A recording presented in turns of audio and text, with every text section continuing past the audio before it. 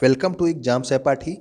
आज के इस वीडियो में हम जूनियर के सिलेबस के क्रम में उत्तर प्रदेश विशेष के अंतर्गत वनस्पति और वन्यजीव टॉपिक का अध्ययन करेंगे। ठीक है, तो सबसे पहले देखते हैं हम वनस्पति के बारे में।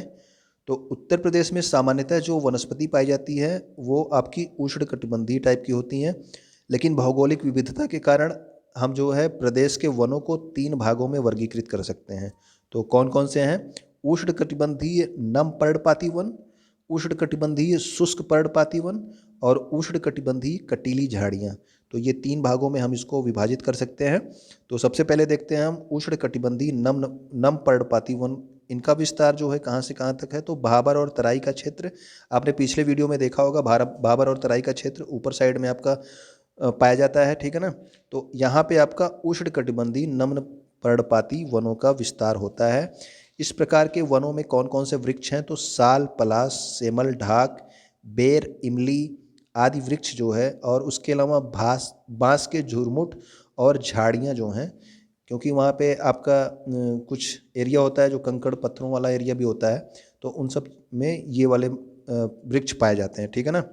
तो अब देखते हैं हम दूसरा वाला जो क्या है कि उष्णकटिबंधीय शुष्क पर्णपाती वन। तो शुष्क पर्णपाती वन में क्या है?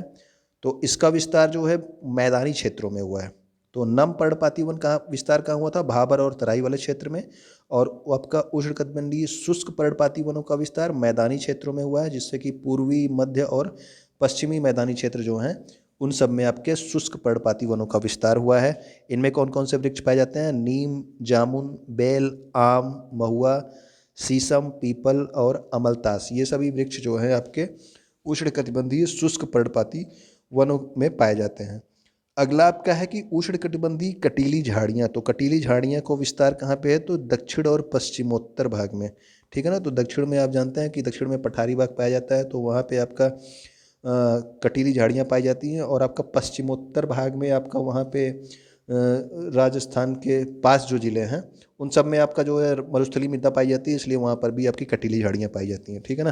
तो ऐसे वनों में अकेसिया, कत्था, कक्को, यूफरबियास, इन सब के वृक्ष पाए जाते हैं। तो ये जो है आप लोग याद रखेंगे कौन से वन जो है किस क्षेत्रों में पाए जाते हैं। अब ये वन सर्वेक्षण रिपोर्ट 2019 का है। उसके अनुसार क्या है कि उत्तर प्रदेश के कुल भौगोलिक क्षेत्रफल के केवल 6.1% पर वन आच्छादन, 6.15% पर वनाच्छादन, 3.05% पर वृक्षाच्छादन। ठीक है ना। तो 3.05% पर वृक्षाच्छादन। इस प्रकार प्रदेश के कुल 9.2% पर वनाच्छादन और वृक्षाच्छादन है। तो यानी कि 6.15 पर वनाच्छादन, 3.05 पर वृक्षाच्छादन, और पूरा कंप्लीट मिला लो तो आपका 9.2% पर वनाच्छादन और वृक्षाच्छादन है। ठीक है ना। भौगोलिक क्षेत्रफल की दृष्टि से अधिकतम वन वाला जो क्षेत्रफल है वो कौन सा जिला है? वन क्षेत्रफल वाला जिला, तो वो है आपका सोनभद्र। तो सोनभद्र में सबसे अधिकतम आपका ये क्षेत्रफल है जो जिस पर वन विकसित है। और सबसे न्यूनतम वन क्षेत्रफल वाला जिला कौन सा है? तो वो है संत रविदास नगर। तो प्रतिशतता की दृष्टि से और क्षेत्रफल दोनों की दृष्टि से आपका सोनभद्र जो है वन क्षेत्रफल वाला पहला जिला है, और आपका न्यूनतम जो वन क्षेत्रफल वाला जिला है वो आपका संत रविदास नगर है। ठीक है ना। तो आगे हम देखते हैं कि प्रदेश की वन नीति, प्रथम वन नीति कब आई थी? तो प्रथम वन नीति आई थी 1952 में। और उत्तर प्रदेश वन निगम अधिनियम, तो उत्तर प्रदेश वन निगम अधिनियम जो है आया था आपका 1974 में।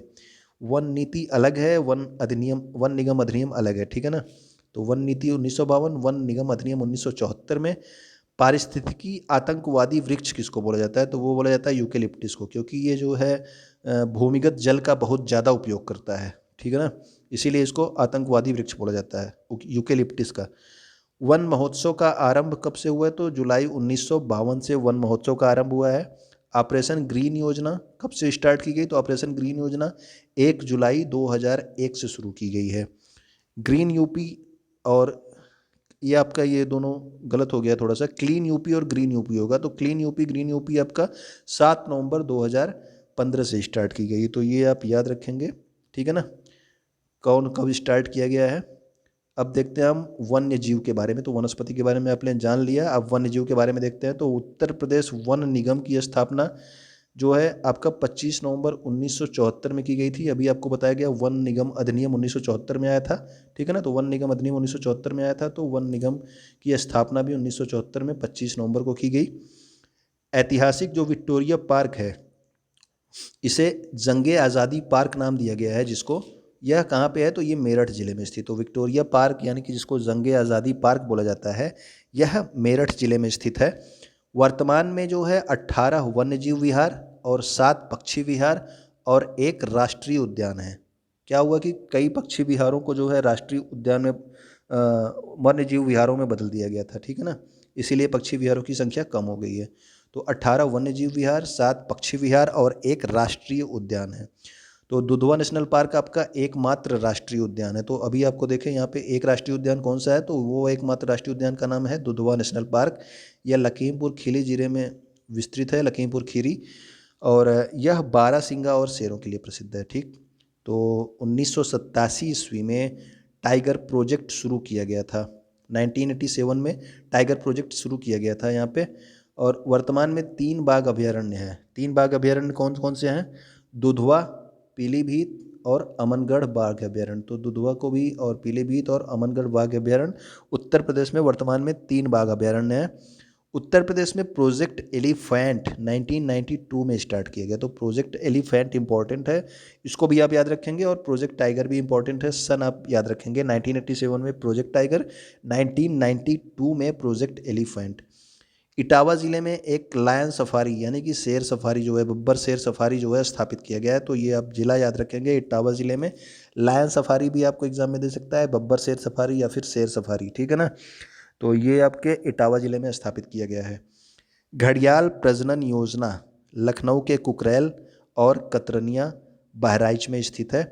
और आपका जो है लुप्त प्रजातियों के लिए प्रजनन केंद्र कहाँ पे है, तो ये भी आपका, तो घड़ियाल प्रजनन योजना आप याद रखेंगे लखनऊ के कुकरेल में और कतरनिया बहराइच में।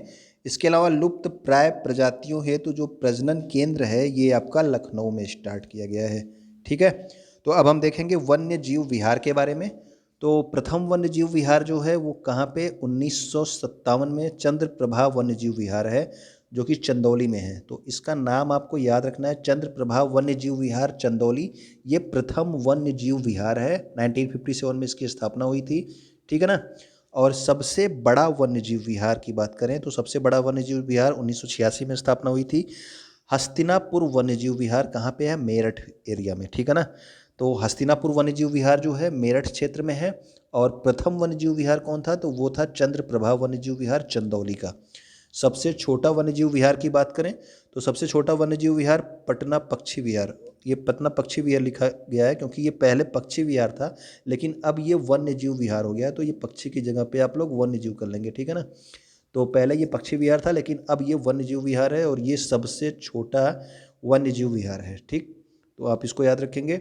अन्य वन्यजीव विहार क्या है, तो अन्य वन्यजीव विहार, आप इसको जगह का नाम इसको याद रखना इसमें इंपॉर्टेंट है और कुछ ज़्यादा ज़रूरी नहीं है। तो आप इसको ध्यान रखेंगे कि किशनपुर वन्यजीव विहार लखीमपुर खीरी में है, कतरनिया घाट वन्यजीव विहार बहराइच में, जयप्रकाश नारायण यानी कि पहले इसका नाम सुरहा ताल वन्यजीव विहार था, ये आपके बलिया में है। और वर्तमान में इसका नाम क्या है, जयप्रकाश नारायण वन्यजीव विहार। पार्वती औरंगा वन्यजीव विहार कहाँ पे, तो गोंडा में, ठीक। सुर सरोवर वन्यजीव विहार कहाँ पे, तो ये आपके आगरा में है। रानीपुर वन्यजीव विहार कहाँ पे है, तो ये आपका चित्रकूट में है। महावीर स्वामी वन्यजीव विहार कहाँ पे है, तो ललितपुर में। इसके अलावा आप देखेंगे कि चंबल वन्यजीव विहार आगरा और इटावा एरिया में है। कैमूर वन्यजीव विहार मिर्ज़ापुर सोनभद्र एरिया में है। सोहागी वरवा वन्यजीव विहार महाराजगंज में। सोहेलवा वन्यजीव विहार कहाँ पे है, बलरामपुर गोंडा और श्रावस्ती में विस्तृत है। कछुआ वन्यजीव विहार कहाँ पे, तो ये आपका वाराणसी में है कछुआ वन्यजीव विहार। पीलीभीत वन्यजीव विहार पीलीभीत में ही है। समान वन्यजीव विहार कहाँ पे, तो ये आपका मैनपुरी में है। इसके अलावा सागर वन्यजीव विहार आपका ये है महोबा में, ठीक है ना। तो ये सारे वन्यजीव विहार का जगह आप अगर ध्यान रखेंगे तो ठीक ही है। इसके अलावा पक्षी विहार, लेकिन आप लोग ये प्रथम कौन था, यानी कि जो प्रथम होगा वही सबसे पुराना भी होगा। अगर आपसे पूछ ले कि सबसे पुराना पक्षी विहार, तो आपका नवाबगंज पक्षी विहार, और आपका प्रथम पक्षी विहार भी वही था। जो सबसे प्रथम होगा वही सबसे पुराना होगा, ठीक है ना। तो नवाबगंज पक्षी विहार उन्नाव में है, ठीक। और यह सबसे छोटा पक्षी विहार है। ये केवल 2 किलोमीटर वर्ग में ही आपका ये विस्तृत है। ठीक, तो सबसे छोटा पक्षी विहार और सबसे पुराना पक्षी विहार की अगर बात की जाए तो वो आपका नवाबगंज पक्षी विहार कहाँ पे है? उन्नाव में है। और सबसे बड़ा पक्षी विहार तो 1988 में स्थापना, लाख बहोसी पक्षी विहार कन्नौज। ये कई बार पूछा गया है। तो लाख बहोसी पक्षी विहार कहाँ पे है? तो कन्नौज में है। ये आपका सबसे बड़ा पक्षी विहार था। पहले सबसे छोटा पक्षी विहार आपका पटना पक्षी विहार था, लेकिन अब उसको जो है वन्य जीव विहार बना दिया गया है, इसीलिए अब वो सबसे छोटा वन्य जीव विहार है। ठीक, तो आप लोग ये प्रथम, यानी कि जो प्रथम होगा वही सबसे पुराना होगा, ये भी आप ध्यान रखना।